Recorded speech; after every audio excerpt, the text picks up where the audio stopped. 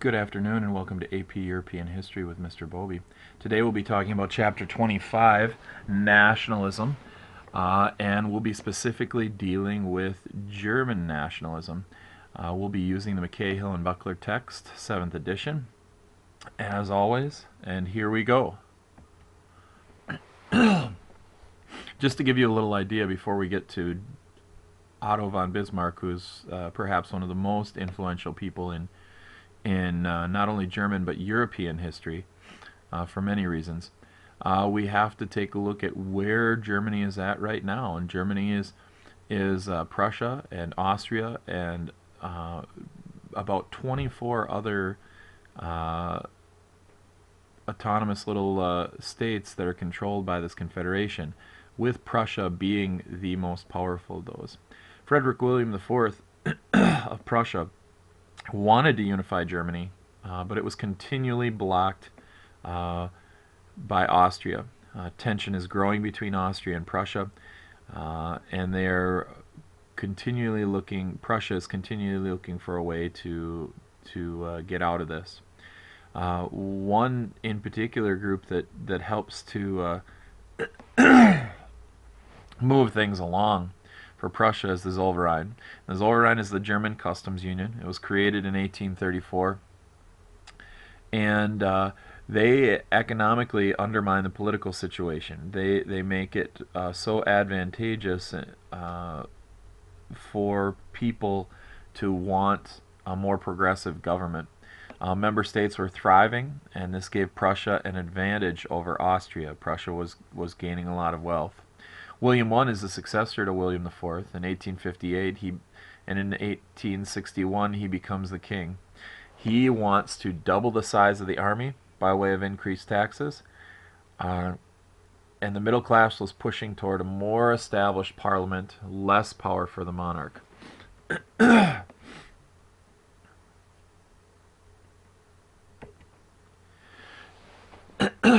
As we see, though, there's going to be a constant battle, okay? And what Prussia is able to do is they are able to hold on to a lot of autonomy for their monarch and their leader, while getting the parliament, coercing the parliament really to do some of the things that they want. So William I's new military budget and doubling the size of the military meant much higher taxes, which was blocked by Parliament. He appoints Otto von Bismarck to get the job done. Bismarck's goal was for Prussia to become the great power that it had been previously, and he is a brilliant statesman. He uses nationalism to unify Germany and expel Austria, and this is where we get the famous saying that will most likely come up on your test: blood and iron. Not great speeches will bring things down. This about, but blood and iron. So the hard work and the steel, economically. He used the Prussian bureaucracy to collect taxes, circumventing the parliament, which parliament did not like, but it made them realize that he was a real player and he was going to get things done regardless of whether they joined him or not. He asked Austria to give up Schleswig and Holstein, and these were territories that were jointly controlled by Austria and Prussia. When Austria refused, Bismarck incited nationalism to engage war, and this was a very successful strategy. The Prussians succeeded in the Austro-Prussian War of 1866 in a very short time, 7 weeks. There were 3 reasons: expanded military, faster breech-loading weapons, and train transportation of troops was also significant. Bismarck goes on after this success to construct a new constitution for the North German Confederation. Local controls with the king as president and Bismarck as chancellor. And this is agreed upon. President and Chancellor controlled the army and the foreign affairs. The 2 houses of Parliament shared power equally, but power would still really be in the hands of the king. Liberals who were moving toward a more progressive nation state agreed to this because they had been extremely unsuccessful on their own. They were still happy with how things were moving along economically, and they were happy with their autonomy and getting away from Austria. The Franco-Prussian War is really the last key step in unifying Germany. Um, it happens rather quietly, without a lot of fanfare. The South German states were reluctant, though, because of religious and political traditions, specifically Catholicism.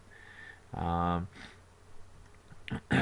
France was getting very weary of all of the Prussian success, especially in the Austro-Prussian War, um, and they feared expansion, and they started a war with Prussia. This pretty quickly um, pushed the southern German states to fall into line. France was very decisively defeated at Sedan on September 1, 1870. Louis Napoleon was captured and humiliated. This had a great impact on Prussia, or Germany, um, and caused a lot of strife in France, as we'll see in a future lecture. After the capture of Louis Napoleon, French patriots declared the Third Republic and vowed to keep fighting. They ended up surrendering 5 months later, as France was once again in a desperate state economically. Um, and France would agree to harsh terms, which would not be forgotten for a long time. And this is foreshadowing. Um, they lost Alsace-Lorraine. They lost 5 billion francs.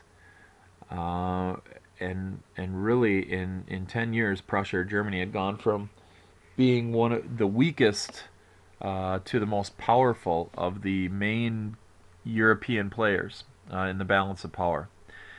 There was a great nationalistic fervor in Germany, and this is all foreshadowing. Because what we're going to see from this continued nationalism is that it is great. It's great for countries, but at the same time, it is also uh, allowing people within a nation state to unify together and form teams, if you will, that will clash with others. And this is obviously going to lead us to war.